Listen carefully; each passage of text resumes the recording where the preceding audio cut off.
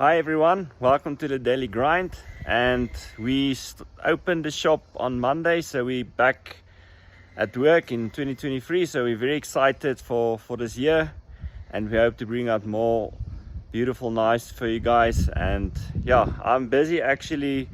We're busy cutting rack micarta for Sven from Mesa Depot, and the material actually broke our machine, so I just want to show you the nice material that we're prepping for him.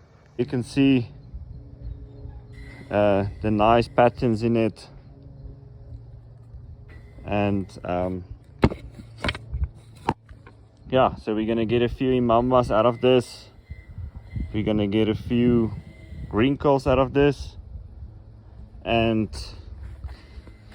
yeah, we were busy cutting mammoth molars, and we were busy cutting this section here, and then the machine just seized, so we probably gonna get a new motor and get the machine up and running again, so we can continue with the handles.